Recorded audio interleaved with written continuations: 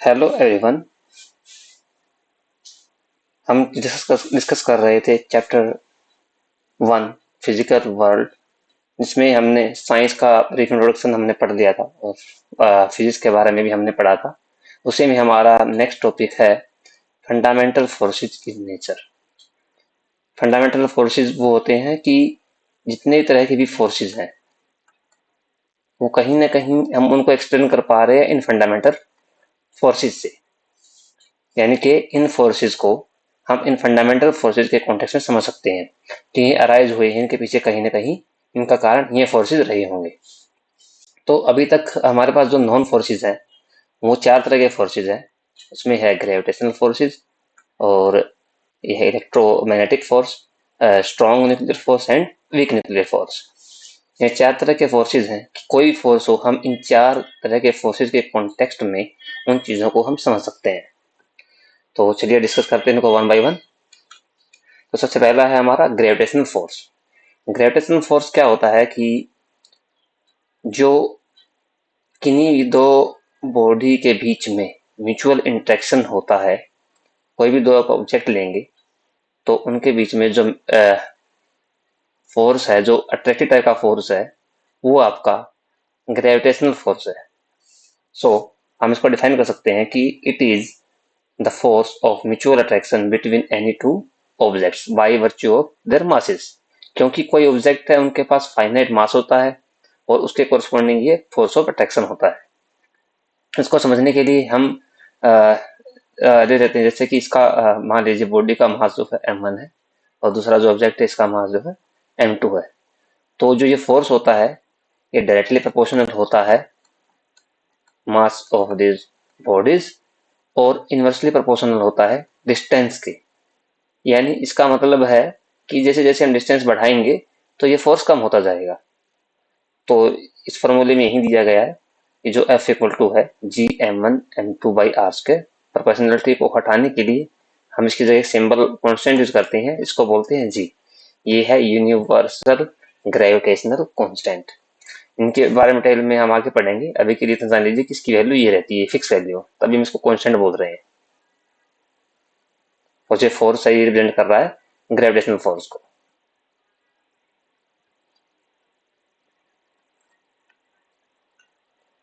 और इसके कुछ फीचर्स हैं। ये हर जगह एग्जिस्ट करता है, जहां कुछ ना कुछ मास है, कुछ फाइनाइट मास है, तो वहां पे ग्रेविटेशनल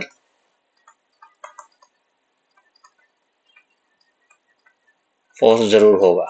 हर लेवल पे, माइक्रोस्कोपिक लेवल हो चाहे मैक्रोस्कोपिक लेवल हो, हर जगह फोर्स अवेलेबल रहता है और ये कभी रिपल्सिव नहीं होता। मैंने पढ़ा है कि ये अट्रैक्शन है, तो ये कभी रिपल्सिव रिपल्सिव नहीं होता है। और ये हमने पढ़ा है कि directly proportional to the product of the masses होता है ऑफ टू बॉडीज। और जो एक ग्रेविटेशनल फोर्स जो होता है जब किन्हीं दो बॉडी के बीच में लगता है, तो इन दो के बीच में जो अट्रैक्शन है वो किसी तीसरी बॉडी के होने से उस पर कोई इफेक्ट नहीं पड़ता है। इन दोनों के बीच में जो अट्रैक्शन है वो रहेगा, वो जितना भी एग्जिस्ट करेगा वो उसके मास के अकॉर्डिंग और उनके डिस्टेंस के अकॉर्डिंग एग्जिस्ट करेगा। और ये बहुत वीक फोर्स होते हैं। ये वीक फोर्स कैसे होती है, कंपेयर करके आया, जब सारे फोर्सेस को कंपेयर किया गया है उनके सेम मास सेम डिस्टेंस लेकर के, जब प्रॉपर्टी को सिमिलर रखते हैं तो हम कंपेयर करते हैं कि जितने फोर्सेस एग्जिस्ट कर रहे हैं उनकी केवल निकल के आती हैं। तो उनमें सबसे जो वीकेस्ट फोर्स होते हैं ये वो फोर्स होते हैं। और ये बहुत लॉन्ग रेंज तक ऑपरेट कर सकते हैं, लॉन्ग रेंज तक ऑपरेट करते हैं। आप देख पा रहे होंगे कि मासिव बॉडीज में, जैसे आप सन ले लीजिए, उसके अराउंड जो प्लैनेट्स हैं इन सब में ले लीजिए, कोई आप ले लीजिए, जैसे मून ले लीजिए, मून सैटेलाइट है अपना अर्थ का, तो इनके बीच में ये फोर्स एग्जिस्ट करता है, बहुत मासिव बॉडी के बीच में हम इनको ऑब्जर्व कर पा रहे हैं। और जो ग्रेविटेशनल फोर्स होता है वो इनवर्स लॉ फॉलो करता है। इनवर्स लॉ का जैसे मैंने बताया था कि वो डिस्टेंस के इनवर्सली प्रोपोर्शनल है। जैसे जैसे डिस्टेंस जो है बढ़ती जाएगी ये जो फोर्स है वो घटता जाएगा, और जैसे जैसे डिस्टेंस को हम कम करते जाएंगे तो फोर्स जो है बढ़ता जाएगा। और एक एक चीज और है, सेंट्रल फोर्स। ये फोर्स जो है सेंट्रल फोर्स है। इसको सेंट्रल फोर्स क्यों कह रहे हैं, क्योंकि जैसे हमने पढ़ा है कि ये दो बॉडी के बीच में जब एक्ट करता है तो ये इसके सेंटर के अलोंग एक्ट करता है, ये इसके सेंटर के अलोंग, इस पॉइंट की तरफ आप कह सकते हैं कि ये एक लाइन को अगर ज्वाइन करें हम इसको, तो एक स्ट्रेट लाइन बन गई जो सेंटर से होकर कहीं ना कहीं गुजर रही है। तो इस तरह का जो फोर्सेज होता है जो स्ट्रेट लाइन में एक दूसरे की तरफ एक्ट करते हैं और जो है ज्वाइनिंग सेंटर की तरफ एक्ट करते हैं, उनको हम सेंट्रल फोर्सेज कहते हैं। और एक टर्म है कंजर्वेटिव फोर्सेज। कंजर्वेटिव फोर्सेज का मतलब ये है कि आप ग्रेविटेशनल के अगेंस्ट या उसमें काम कर रहे हैं। आप किसी बॉडी को मान लीजिए मूव कर रहे हैं, तो उस बॉडी को एक पॉइंट से दूसरे पॉइंट तक मूव करने में आपने कौन सा पाथ फॉलो किया वो मैटर नहीं करता है, वो इंडिपेंडेंट है पाथ के। तो इसको हम बोलते हैं कि यह कंजर्वेटिव फोर्स है। तो ये थे इसके कुछ फीचर्स। इसमें हमारा अगला जो फोर्स है वो है इलेक्ट्रोमैग्नेटिक फोर्सेज। जो इलेक्ट्रोमैग्नेटिक फोर्सेज आप देख पा रहे हैं कि हमें पहले समझना चाहिए कि जो फोर्स किन्हीं भी चार्ज के बीच में एग्जिस्ट करता है, दो चार्ज हैं, कोई चार्ज Q1 है, कोई चार्ज Q2 है, ये एक दूसरे को या तो अट्रैक्ट करेंगे, रिपेल करेंगे डिपेंडिंग अपॉन देयर पोलैरिटी। तो जब ये चार्ज रेस्ट में रहते हैं और जो इनके बीच में जो अट्रैक्शन या रिपल्सन का जो फोर्स काम कर रहा होता है उसको हम बोलते हैं इलेक्ट्रोस्टैटिक फोर्स। एक होता है आपका magnetic force due to magnetic field, उसको हम मैग्नेटिक फोर्स बोलते हैं। लेकिन आप समझेंगे जब चार्ज रेस्ट में रहेंगे तो उनमें एग्जिस्ट करता है केवल आपका इलेक्ट्रोस्टैटिक फोर्स एक्ट करता है। जैसे एक एग्जांपल ले लूं अगर मैं कि वो चार्ज मूव कर रहा है किसी स्पीड से, तो तब वो जब मूव कर रहा होता है तब वो आपके मैग्नेटिक फील्ड भी प्रोड्यूस करता है और यहाँ पर मैग्नेटिक फोर्स भी वो प्रोड्यूस करता है। और कलेक्टिवली इसको इलेक्ट्रोस्टैटिक को मिला करके और मैग्नेटिक फोर्स को मिला करके हम इसको बोलते हैं इलेक्ट्रोमैग्नेटिक फोर्स, क्योंकि ये एक ही जनरल फोर्स के दो पहलू हैं। They are two facets of general force. तो इलेक्ट्रोस्टैटिक फोर्स को एक्सप्लेन करने के लिए हम कूलॉम लॉ दे सकते हैं। इसमें क्या किया है कि एक दो चार्ज अगर हम लें Q1 Q2, यहाँ पे गलत लिखा है, यहाँ पे Q1 और Q2 आएगा, तो जो फोर्स है वो प्रोपोर्शनल है इन दो चार्जेस के। पोलैरिटी डिपेंड करेगी कि पॉजिटिव है नेगेटिव है, पॉजिटिव पॉजिटिव है। पॉजिटिव पॉजिटिव तो हमें पता है कि रिपल्सिव फोर्स होता है और अगर पॉजिटिव पोलैरिटी है तो अट्रैक्टिव फोर्स होता है। और ये इनवर्सली प्रोपोर्शनल होता है अगेन डिस्टेंस के। सो हम इसको कह सकते हैं कि फोर्स के Q1 Q2 by are square. जो हमारा इलेक्ट्रोस्टैटिक जो कूलम्ब लॉ है वो है बराबर के Q1 Q2 by are square. जो के की वैल्यू है वो ये है 1/4π/0। और 1/4 की जो वैल्यू निकल के आती है क्योंकि सब कांस्टेंट है इसमें, तो हम इसकी वैल्यू निकाल सकते हैं। जो कांस्टेंट की वैल्यू आई है वो आई है 9×10⁹ न्यूटन मीटर स्क्वायर पर कूलम्ब स्क्वायर। और जो एप्सिलॉन नॉट है उसकी वैल्यू होती है 8.85 इंटू 10⁻⁻12। ये सब हम डिटेल आगे पढ़ेंगे, अभी तो सिर्फ फोर्स समझाने के लिए, सिर्फ एक ब्रीफ इंट्रोडक्शन के लिए इनको लिखा गया है। तो इसमें जो एप्सिलॉन होती है ये इलेक्ट्रिकल परमिटिविटी होती है। मैं आपको बता देता हूँ कि इलेक्ट्रिकल परमिटिविटी क्या होती है कि it is the ability of electric field line to pass through a space. अगर यहाँ पे नोट लगा तो हम फ्री स्पेस की बात कर रहे हैं, या फिर कोई मीडियम भी हो सकता है, वहां पे हम एप्सिलॉन यूज करते हैं। तो ये एक एबिलिटी दर्शाता है किसकी, इलेक्ट्रिक फील्ड लाइंस की, जो पास होती है किसी मीडियम के थ्रू। तो ये एक कौन परमिट करता है, कौन अलाउ करता है, ये फैक्टर कैसे निकालते हैं, वो अपना एप्सिलॉन है। इसके डिटेल से इन चीजों को हम आगे पढ़ेंगे। अभी के लिए इतना ही जाना जरूरी है कि ये चीजें कि फोर्स किस तरह का होता है, इलेक्ट्रिक फोर्स क्या है, मैग्नेटिक फोर्स क्या है। तो हम जैसा कि हमने डिस्कस किया था कि जो कोई फोर्सेस हैं उनको हम इन फंडामेंटल फोर्स के टर्म में एक्सप्लेन कर सकते हैं। तो उसी के कुछ एग्जांपल दिए गए हैं, जैसे कि force between two surfaces in contact. तो अगर बिल्कुल स्मॉल लेवल पे जाके देखा जाए तो अगर दो कोई ऑब्जेक्ट मान लीजिए कहीं पे रखा हुआ है, तो इनके बीच में कहीं ना कहीं जो सरफेस पे जो एटम होते हैं वो आपस में इंटरेक्ट कर रहे होते हैं। तो स्मॉल लेवल पे ये असल में इलेक्ट्रोमैग्नेटिक फोर्स ही है जो एक्ट कर रहा होता है। और दूसरा जो केस है फोर्स ऑफ फ्रिक्शन, इसमें हम देखते हैं कि जो कंपोनेंट है फोर्स का वो सरफेस के पैरेलल में एक्ट कर रहा होता है। यानी इस पॉइंट पे अगर देखा जाए तो पैरेलल मेट करते हैं। हमें इस चीज़ों को अगर एज इट इज ऊपर उठा लेंगे तो हमें नहीं महसूस होगा। तब हम चीज़ को अगर मान लीजिए पुश कर रहे हैं या पुल कर रहे हैं तो उसमें हमें थोड़ा एक्स्ट्रा फोर्स लगाना पड़ता है। तो वो कौन कौन सा फोर्स राइज हो रहा है, तो यहाँ पे जो सरफेस है यहाँ से फोर्स ऑफ फ्रिक्शन राइज हो रहा है। अल्टीमेटली वही चीज है कि जो इस सरफेस पे जो भी चार्ज है, जो एटम्स हैं उसके अंदर इलेक्ट्रॉन्स हैं,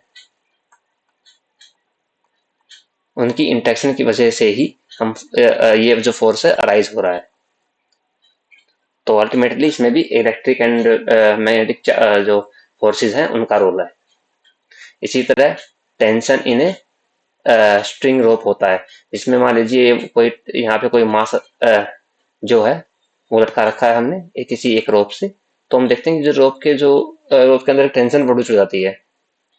यानी कि अगर मान लीजिए कोई मास है जिसको डाउनवर्ड खींचना चाह रहा है, इसका वेट mg है, तो उसके अगेंस्ट जो टेंशन प्रोड्यूस होती है उसको हम T मान लेते हैं। तो आप देखते हैं कि रस्सी में खिंचाव महसूस होता है। तो जब ये खिंचाव होता है असल में इसके अंदर होता क्या है कि जो अगर स्मॉल लेवल पे जाके देखेंगे तो मान लीजिए कि इनके एटम्स के बीच में जो है बॉन्ड बना हुआ है वो स्ट्रेच हो जाता है हल्का सा। वो बॉन्ड ही है जो इनको होल्ड कर रखता है। और अगर हम बॉन्ड की बात कर रहे हैं तो हम बात कर रहे हैं इलेक्ट्रॉन्स की। तो अगेन हम इलेक्ट्रॉन्स की इलेक्ट्रॉन शेयरिंग है, इलेक्ट्रॉन ट्रांसफर है, जिसके कारण से ये बॉन्ड बना है। तो अल्टीमेटली हम बात कर रहे हैं electric and in some cases magnetic force की। और आगे यहाँ पर फोर्स ड्यू टू स्प्रिंग, इसमें भी वही बॉन्डिंग वाला है। पर स्प्रिंग में कि ये स्ट्रेच थोड़ा सा हम इसको स्ट्रेच कर सकते हैं। स्प्रिंग के केस में ऐसा होता है मान लीजिए पोजीशन कोई एक्स, ये खींचने पे इस पोजीशन पे आ गया है, इसको x1 मान लीजिए, इसको x2 मान लीजिए। तो जो फोर्स है हम लोग कह सकते हैं कि इस जो डिस्टेंस, ये जो डिस्टेंस है इसको आप एल भी मान सकते हैं कि जो एफ जो है वो इस डिस्टेंस के प्रोपोर्शनल है। और जो फोर्स है वो आप लिख सकते हैं कि फोर्स जो प्रोपोर्शनल टू एल है, और एफ सो अगर कांस्टेंट यूज करें के एल, तो के को बोलते हैं स्प्रिंग कांस्टेंट। अभी मैं आपको एक कांस्टेंट के बारे में, इन चीजों के बारे में नहीं बता रहा हूँ क्योंकि ये चीज हम आगे पढ़ेंगे, हर एक चीज को डिटेल में पढ़ा जाएगा। तो अभी के लिए हम के यूज कर रहे हैं, अभी बताया भी नहीं मैंने, इसका मीनिंग क्या है, स्प्रिंग कांस्टेंट क्या है, ये सब चीजें। तो अभी तो हम सिर्फ रीजन आ रहे हैं कि कैसे जो फोर्सेज हैं वो फंडामेंटल फोर्स की टर्म में हम उनको एक्सप्लेन कर पा रहे हैं। तो इसकी भी हमारे पास कुछ फीचर्स हैं। तो इसमें हमें पहले ही डिस्कस कर चुका हूँ कि ये अट्रैक्टिव और रिपल्सिव दोनों तरह का होता है।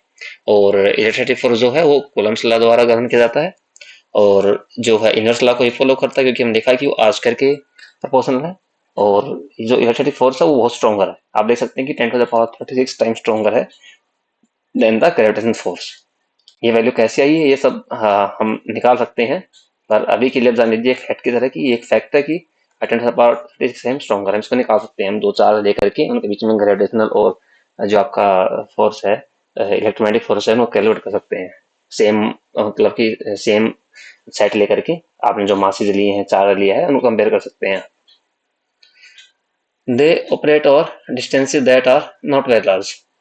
एक्चुअली प्रोपोर्शनली ये भी 1/r करके होता है, पर जनरली हम देखते हैं कि जब हम बहुत छोटे लेवल पे देखते हैं मासिव बॉडीज में, मतलब दूर दूर की बॉडीज में हम इनको नहीं देखते हैं।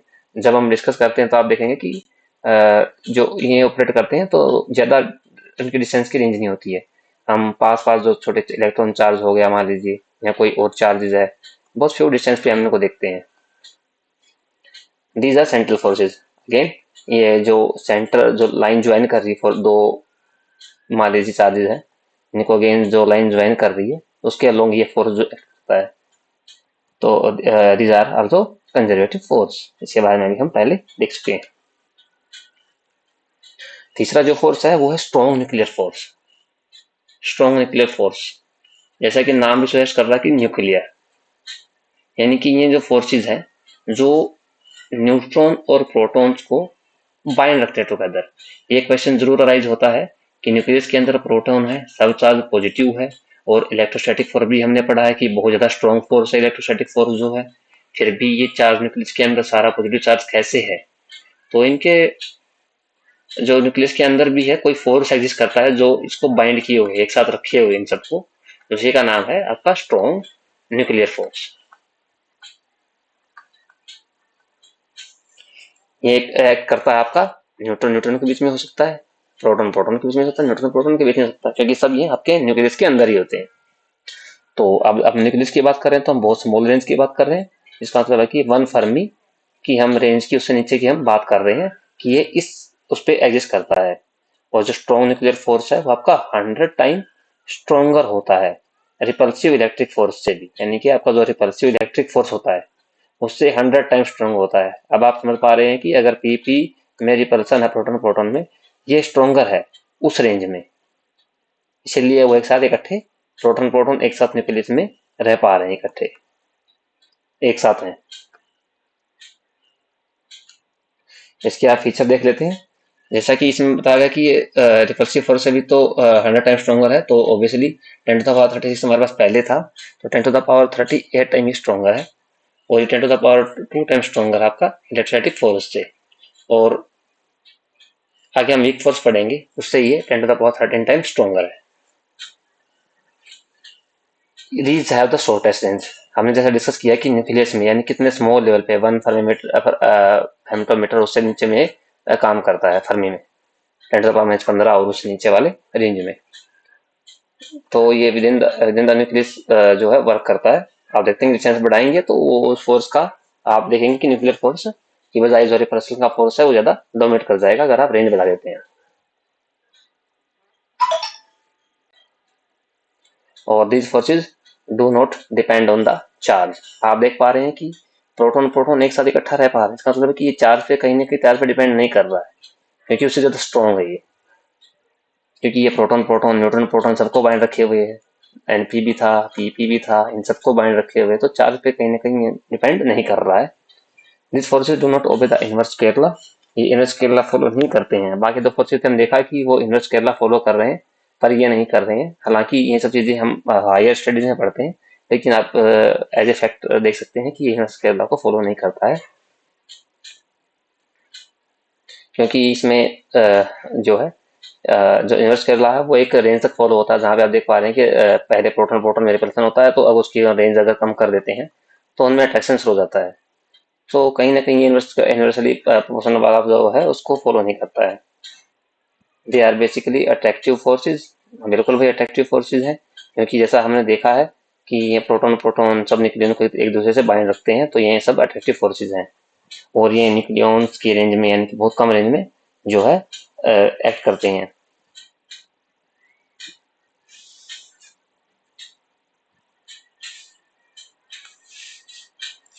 और जो है ये नॉन सेंट्रल फोर्सेज है और नॉन कंजर्वेटिव फोर्सेज है, यानी कि अब ये पाथ इंडिपेंडेंट नहीं है, अगर हम इनकी पोजीशन को थोड़ा सा शिफ्ट करते हैं तो इनके फोर्सेज में चेंजेस आ जाता है, जिसके कारण हम इनको बोलते हैं कि ये पाथ इंडिपेंडेंट नहीं है। यानी अगर पाथ अलग अलग होगा तो आउटकम भी इस जगह से इस जगह लेके जाने के लिए जो वर्क डन होगा वो अलग अलग हो सकता है।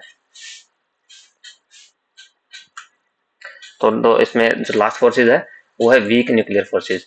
वीक न्यूक्लियर फोर्सेज होते हैं कि जो न्यूक्लियर जो स्ट्रॉन्ग न्यूक्लियर फोर्स है उससे थोड़े से वीक होते हैं ये। हम देखते हैं कि कैसे होते हैं, क्योंकि ये काम कहाँ आते हैं, जो न्यूक्लियस है। जैसे कि हम देखा कि स्ट्रॉन्ग न्यूक्लियर फोर्स एग्जिस्ट करते हैं कि पीपी है, एनपी है, और या फिर एनएन है, इनके बीच में एक्ट करते हैं। जैसे जैसे साइंस एडवांस होती गई है तो हम एक अलग से फील्ड आ गई है, हाई एनर्जी फिजिक्स, और इसको हम पार्टिकल फिजिक्स बोलते हैं।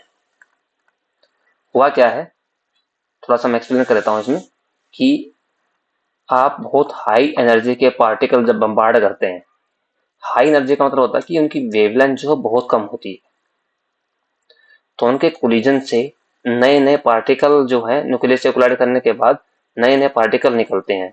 किसी का नाम न्यूट्रिनो है, किसी का नाम आपका मान लीजिए एक लेक्टेगरी है, लेप्टोन है, एक हाइड्रोन है, मैसोन्स हैं, ये सब जो है आपके वहां से निकलते हैं। तो ये पूरी एक अलग फील्ड को पार्टिकल फिजिक्स बोलते हैं।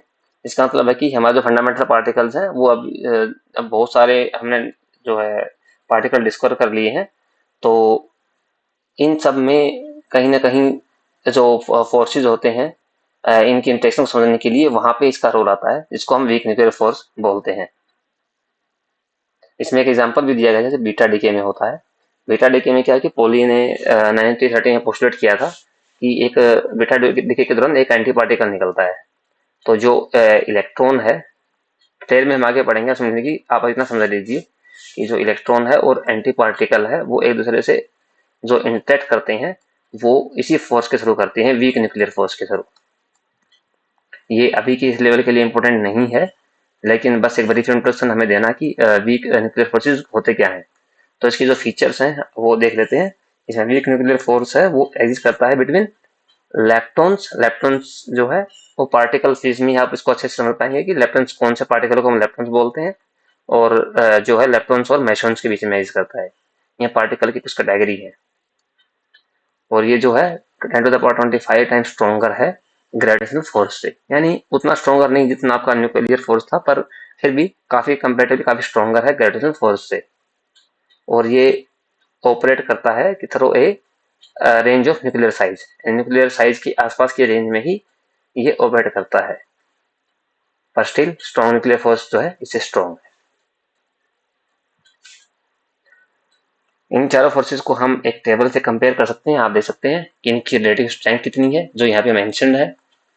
अगर हम मान लेते हैं कि स्ट्रॉन्ग न्यूक्लियर फोर्स जो है 1 है, तो ये कितने वीक फोर्सेज इनके कंपैरिजन में, एरिथमेटिक फॉर 10⁻⁻2 पे सबसे स्ट्रॉन्ग ये वाला है, उसके बाद ये वाला है, उसके बाद वीक न्यूक्लियर फोर्स है, उसके बाद ग्रेविटेशनल फोर्स है। देख सकते हैं ग्रेविटेशनल फोर्स की जो रेंज है वो इनफाइनाइट होती है। ऑब्वियसली हम पूरा यूनिवर्स स्टडी करते हैं, सेलेस्टियल बॉडीज को देखते हैं, बहुत लॉन्ग रेंज तक हम इसका इफेक्ट देख सकते हैं, ब्लैक होल देख सकते हैं। और उसके बाद है वीक न्यूक्लियर फोर्स, ये तो बहुत शॉर्ट रेंज में आते हैं आपके। वीक न्यूक्लियर फोर्स है और न्यूक्लियर फोर्सेज हैं, ये भी बहुत ही शॉर्ट रेंज में आते हैं। आप देख पा रहे हैं कि 10⁻16 या 10⁻15 की रेंज में आ पा रहे हैं। और इलेक्ट्रोमैग्नेटिक फोर्स होते हैं वो क्या होते हैं कि उसकी जो रेंज है आप मैथमेटिक्स देखेंगे इनफाइनाइट होती है। हालांकि लॉन्ग डिस्टेंस में हम इनको नहीं बढ़ते हैं, पर भी आर स्क्वायर की इनवर्सली प्रोपोर्शनल है, तो कहीं ना कहीं आप आर बढ़ाते जाएंगे तो कुछ ना कुछ अमाउंट ऑफ फोर्स जहाँ पे प्रेजेंट रहेगा। और ये किनकी बीच एग्जिस्ट करता है, चार्ज पार्टिकल के बीच जो है एग्जिस्ट करता है। और जो आपका स्ट्रॉन्ग फोर्स आप पढ़ चुके हैं कि न्यूक्लियंस के और हैवियर एलिमेंट्री पार्टिकल में करता है, या पढ़ चुके हैं पार्टिकल फिजिक्स के अकॉर्डिंग जो है बहुत सारे लेप्टॉन्स हैं, मेसॉन्स हैं, उनमें एग्जिस्ट करता है। न्यूट्रिनो की इंटरेक्शन कैसे होती है उसमें एग्जिस्ट करता है।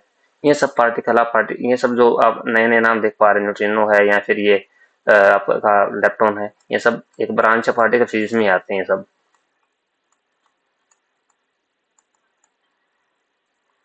और रिस्पेक्ट ऑफ चार्ज हो या ना हो, अगर आपके पास फाइनाइट मास है तो वहां पे आप देख पा रहे हैं कि ग्रेविटेशनल फोर्स वहां पे एग्जिस्ट करता ही है।